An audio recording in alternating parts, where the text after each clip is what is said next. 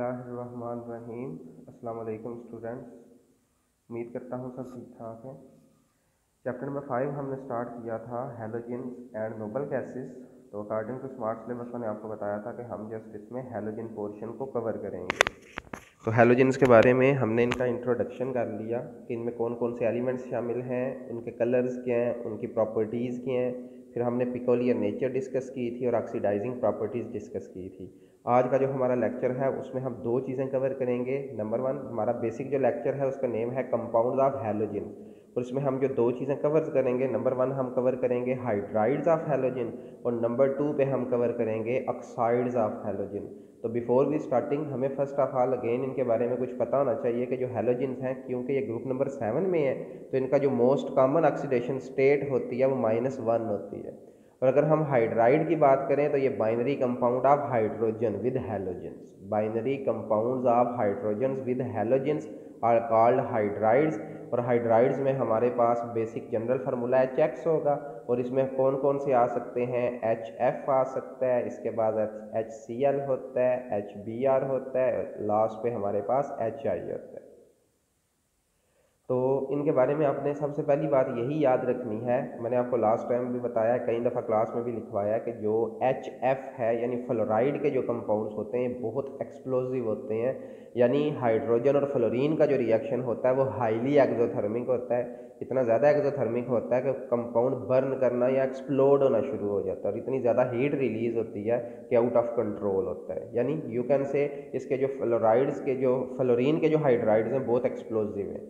और आयोडीन का आपको बताया था, लिखवाया भी था, 3 फैक्टर्स हैं जो आयोडीन है इसके जो हाइड्राइड्स हैं वो स्टेबल नहीं होते। क्यों? नंबर 1 रिएक्शन बहुत स्लो होता है, नंबर 2 रिवर्सिबल होता है, यानी हम रिएक्टेंट को प्रोडक्ट में जैसे चेंज करते हैं प्रोडक्ट स्टेबल नहीं होते, दोबारा रिएक्टेंट में चेंज होते हैं और हमें बहुत ही लो यील्ड मिलती है। पीछे रह गया HCl और HBr। तो क्लोरीन के बारे में याद रखना है कि ये सिंपल सनलाइट में हमें हाइड्राइड मिल जाता है, और जो ब्रोमीन होता है उसको अगर हम हीट करें, टेम्परेचर और प्रेशर दें, देन हमें ये हाइड्राइड्स मिलते हैं। और यही इनके फार्मूले होंगे, यानी ये HX की फॉर्म में होंगे, और X की जगह आप F लगा सकते हैं, Cl लगा सकते हैं, Br लगा सकते हैं और I लगा सकते हैं। तो चेक करें, स्टार्ट में यही लिखा है कि all halogen react with hydrogen forming hydrides, reaction of molecular hydrogen and fluorine is very fast and explosive, और with chlorine molecular hydrogen react in the presence of sunlight. Bromine and iodine react with molecular hydrogen at high temperature and pressure, और reaction of iodine जो होगा वो बहुत slow होगा और reversible होगा।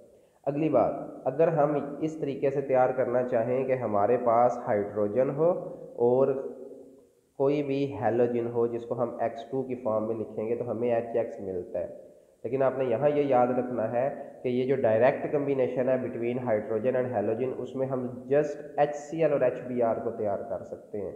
Again same reason जो मैंने शुरू में डिस्कस किया, फ्लोरीन को क्यों नहीं डायरेक्ट कम्बिनेशन से प्रिपेयर कर सकते, क्योंकि रिएक्शन बहुत ज़्यादा एक्सप्लोजिव होता है, हाईली एक्सोथर्मिक होता है। और आयोडीन का मैंने बताया है स्लो होता है और इरिवर्सिबल स्लो होता है, रिवर्सिबल होता है, और हमें जो यील्ड मिलती है बहुत स्लो मिलती है। ठीक हो गया। तो नेक्स्ट बात यही लिखी है कि direct combination is use as preparatory method only for HCl and HBr। तो क्वेश्चन बन सकता है, आपने क्वेश्चन नोट करना है और इसका रीज़न मैंने बता दिया। Hydrogen fluoride and hydrogen chloride. अब एक और बात यहाँ से याद रखनी है, यहाँ से लेके एंड तक फर्स्ट टॉपिक कवर होगा, वो क्या है, आप HCl को और HF को एक और तरीके से भी प्रिपेयर कर सकते हैं between the reaction of salt, यानी क्लोरीन का कोई रिस्पेक्टिव साल्ट लाइक NaCl हो गया, फ्लोरीन का रिस्पेक्टिव साल्ट, ठीक है, KF हो गया या NaF हो गया। तो अगर आपके पास इनके रिस्पेक्टिव साल्ट हों, आप इनका रिएक्शन करवाएं कंसनट्रेटेड एसिड्स के साथ, लाइक कंसनट्रेटेड सल्फ्यूरिक एसिड के साथ, तो हमें क्लोरीन और फ्लोरीन का हाइड्राइड इजीली मिल जाता है, जबकि ब्रोमीन का और आयोडीन का जो हाइड्राइड है वो हमें नहीं मिलता। क्वेश्चन है वाई, तो आंसर होगा अगर रिएक्शन होगा बिटवीन NaCl या NaF प्लस H2SO4 तो हमें HCl या HF मिलेगा। ठीक हो गया। क्यों? क्योंकि यहाँ कंप्लीट, ये बहुत ज़्यादा एक्सप्लोजिव और हाईली फास्ट रिएक्टिव होते हैं, इसलिए कंप्लीट ऑक्सीडेशन करते हैं, और जब कंप्लीट ऑक्सीडेशन होगी तो HF बनेगा। जबकि ब्रोमीन का साल्ट हो या यहाँ आयोडीन का साल्ट आए तो वो कंप्लीट ऑक्सीडेशन के बजाय पार्शियल ऑक्सीडेशन होती है उनकी, और ये बजाय हमें हाइड्राइड देने के ये मॉलिक्यूलर हैलोजन दे देते हैं, यानी Br2 मिल जाता है या I2 मिल जाता है। तो ये बात भी आपने याद रखनी है। Hydrogen fluoride and hydrogen chloride also be obtained by the action of concentrated sulphuric acid on fluorides and chlorides. यानी एक रिएक्शन दिया है, आप इधर Cl की जगह F लगा दें, यहाँ भी Cl की जगह F लगा दें, तो आपका दूसरा रिएक्शन भी होगा, या आपने अपने पास नोट डाउन कर देना। और नेक्स्ट बारी आई, but analogous to reaction with bromides and iodide result in partial oxidation, तो इसमें फ्री हैलोजन मिल जाती है। तो ये इसका आंसर होगा क्या कि अगर NaCl हो या NaF हो तो ये कंप्लीट ऑक्सीडेशन होती है और हमें हाइड्राइड मिल जाता है, जबकि अगर NaBr हो या NaI हो, आप इसकी जगह I भी लगा सकते हैं, तो देन आप बताएंगे कि कंप्लीट ऑक्सीडेशन नहीं होती। क्यों नहीं होती? वही बात, रिएक्शन बहुत स्लो होता है, सुस्त होता है। ठीक हो गया, दैट इज़ वाई ये हमें फ्री हैलोजन्स में कन्वर्ट होते मिलते हैं। Next topic, properties of halides. और प्रॉपर्टीज़ ऑफ हेलाइड्स में यहाँ अपने दो चीज़ों पे गौर करना है। इस टॉपिक को डिस्कस करने से पहले आप लोग ज़रा एक टेबल चेक करें, इस टेबल को एक दफ़ा रिव्यू करें। आप देखेंगे कि अगर हम HF को छोड़ दें तो प्रॉपर्टी रेगुलर या बढ़ रही है या कम हो रही है। अगर हम इसको निगलेक्ट कर दें तो मेल्टिंग पॉइंट देखें इंक्रीज़ हो रहे हैं, बॉइलिंग पॉइंट देखें इंक्रीज़ हो रहे हैं, हीट ऑफ फ्यूजन इंक्रीज़ हो रही है, इसी तरीके से हीट ऑफ वेपोराइजेशन इंक्रीज़ हो रही है। यानी you can watch it's regular trend, यानी रेगुलर इंक्रीज़ आ रहा है। या यहाँ देखें रेगुलर डिक्रीज़ है, ये रेगुलर इंक्रीज़ है, यहाँ इंक्रीज़ हो रही है, यहाँ रेगुलर डिक्रीज़ हो रही है।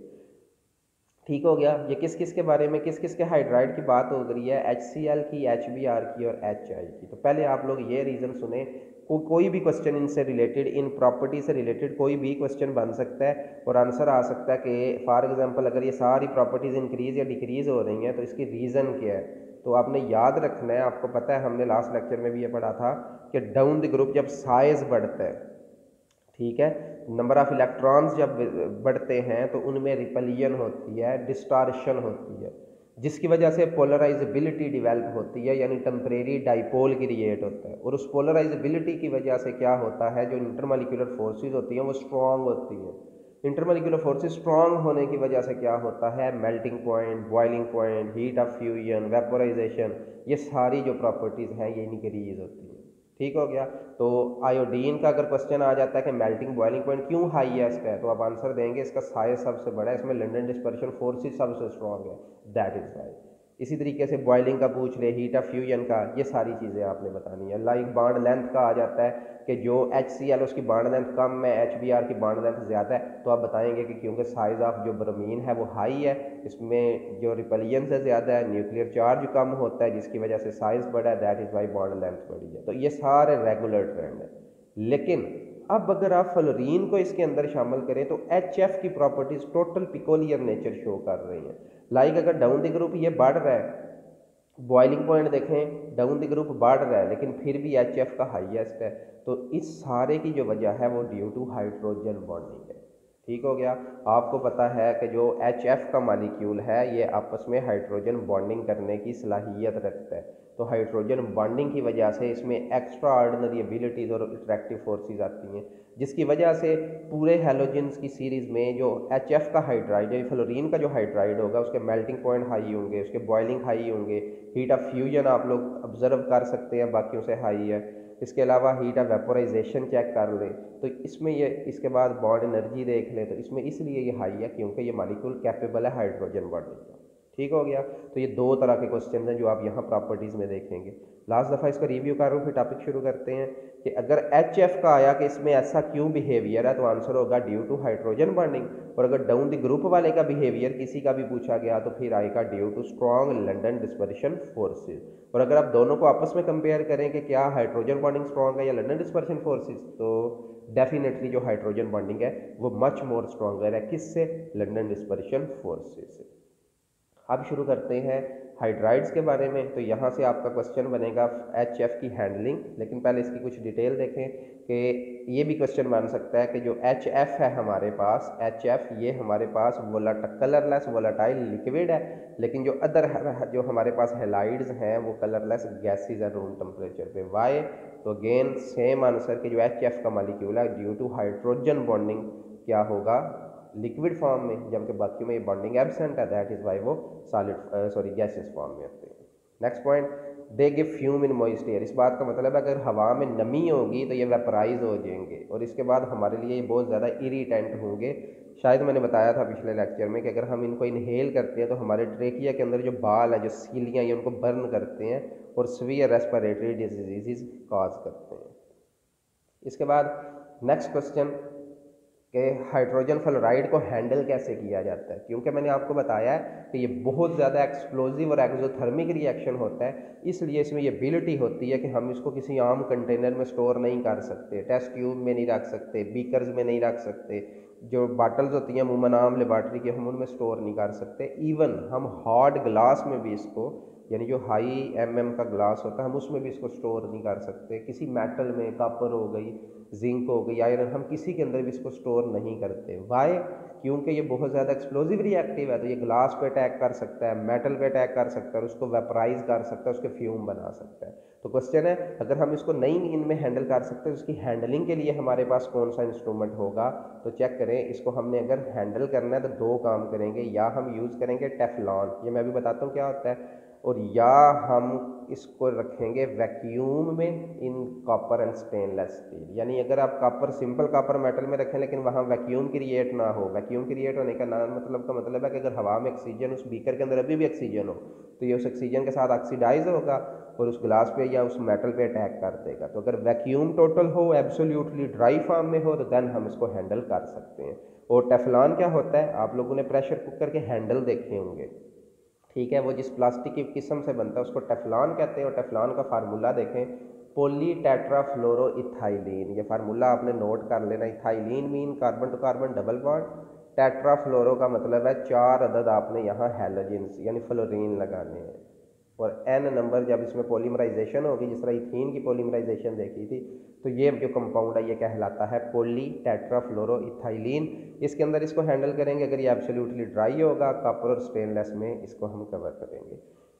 इसके बाद नेक्स्ट बात बताइए, pure liquid HF strongly hydrogen bonding and viscous liquid, यानी ये विस्कस होता है, यानी गाढ़ा होता है लेकिन इसकी विस्कासिटी लेस होती है वाटर की। इसकी वजह क्या है? इसकी वजह हमने फर्स्ट ईयर में पढ़ी थी, मैं आपको याद करवाता हूँ कि वाटर बैक वक्त 2 हाइड्रोजन बॉन्ड बना के 3 डायमेंशनल नेटवर्क बनाता है, लेकिन फ्लोरीन HF2HF सिर्फ 1 हाइड्रोजन बॉन्ड होता है। दैट इज़ वाई इसकी जो विस्कासिटी होती है वो वाटर से लेस होती है। तो ये क्वेश्चन बन सकता है, और आंसर अगेन रिपीट कर रहा हूँ कि वाटर में 3 डायमेंशनल हाइड्रोजन बॉन्डिंग है और water at a time 2 hydrogen bond बना सकता है, लेकिन जो HF का मॉलिक्यूल है जस्ट 1 हाइड्रोजन बॉन्ड बनाता है, 3 डायमेंशन नेटवर्क नहीं होता, इसलिए लेस विस्कस होता है। तो ये इसका आंसर है।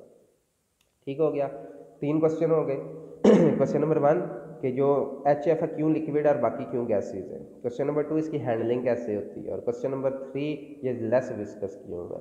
नेक्स्ट हाइड्रोजन बॉन्डिंग की डिटेल देखें, मैंने आपको बताई है कि जो फ्लोरीन होता है वो हाइड्रोजन बॉन्डिंग कर सकता है, और ये ऑब्जर्व किया गया है कि जब number of HF molecule increase होते हैं, यानी you can say up to 6 तक जाते हैं, तो वो साइक्लिक हेक्सामर बना देते हैं। Cyclic mean ring, hexa mean 6, मर्ज मीन रिपीटिंग यूनियन। यानी 6 HF जब एक स्ट्रेट चेन में रेंज होते हैं तो उनमें इतनी ज़्यादा अट्रैक्शन डेवलप होती है कि बजाय वो स्ट्रेट चेन के वो साइक्लिक फॉर्म में एग्जिस्ट करते हैं। नेक्स्ट डिटेल यहीं लिखी है। ठीक हो गया। इसके बाद प्रॉपर्टीज़, और प्रॉपर्टीज़ में आगे चेक करें 2 बातें, एक हाइड्रोजन बॉन्डिंग की वजह और दूसरा डाइपोल डाइपोल। तो सुने, melting point, boiling point, heat of fusion, heat of vaporisation generally increase regularly from HCl to HI। मैंने आपको बताया कि HCl से HI ट्रेंड और है और HF का और है, और HF has much higher value of these property due to hydrogen bonding. A very high boiling point of HF is major evidence presence of hydrogen bonding, और relative volatility of HCl, HBr, HI reflect this strength of van der Waal। यानी अगर हम जो increase size होता है, यानी अगर हम HCl से HI की तरफ जाएंगे तो फिर लंदन डिस्पर्शन फोर्सेस डोमिनेंट होंगी, प्रॉपर्टीज इस तरीके से डेवलप होंगी। अगर हम सिर्फ HF को देखेंगे तो ड्यू टू हाइड्रोजन बॉन्डिंग। इसके बाद Next, since the dipole moment of molecule decrease from HCl to HI, probably dipole induced dipole force play an important role in intermolecular binding of heavier HX molecule. यानी again वही बात London dispersion forces का जिक्र हो रहा है. और strength of hydrogen halogen bond is very high in HF, again due to hydrogen bonding. It decrease with increased size of halogen. फिर bond strength is reflected in case of dissociation of hydrogen halide elevated temperature. Reducing agent का और oxidising power की बात की थी कि जो fluorine होता है उसमें हाईएस्ट ऑक्सीडाइजिंग पावर है और आयोडीन में लीस्ट है, और अगर हम रिड्यूसिंग की बात करेंगे तो फिर HI में हाईएस्ट होगी और इसमें रिड्यूस होगी. ये हम डिस्कस कर चुके हैं. इसके बाद ये यहाँ एरो आएगा, यहाँ चेक करें hydrogen iodides strong reducing agent. Question आ जाता है वाई, तो मैंने आपको बताया था क्योंकि इसका साइज लार्ज है. रिड्यूसिंग एजेंट का क्या मतलब है कि ये अपना इलेक्ट्रॉन दूसरों को दे देता है, तो ये वो हाईएस्ट होता है. तो iodine is powerful reducing agent. इसके बाद नेक्स्ट देखें, अगर वाटर के साथ रिएक्शंस देखेंगे तो हाइड्रोफ्लोरिक, हाइड्रोक्लोरिक, हाइड्रोब्रोमिक और हाइड्रोयोडिक एसिड बनेगा, और हाइड्रोफ्लोरिक एसिड वीक एसिड. ये भी क्वेश्चन है और अगेन आंसर होगा due to strong hydrogen bonding. जो H होता है, प्रोटॉन होता है, वो दो फ्लोरीन एटम के दरमियान टाइटली पैक्ड होता है, ये इतनी इजीली लूज नहीं करता, इसलिए सबसे वीकेस्ट एसिड HF है और स्ट्रॉन्गेस्ट एसिड HI है. ये आपने याद रखना है. ठीक हो गया. नेक्स्ट हमारे पास आएंगे ऑक्साइड्स ऑफ हैलोजेंस, तो इसको हम फिर नेक्स्ट लेक्चर में ही कवर करेंगे. इसको अच्छे तरीके से आपने रीड करना है. ठीक हो गया. जो क्वेश्चंस वगैरह वो आपको देन मैंने बता दिए, ये अपने पास नोट डाउन कर लेने हैं, और देन जब आपका टेस्ट होगा तो आप इसको कवर कर लेना है. तब तक के लिए अल्लाह हाफिज़. Thank you very much.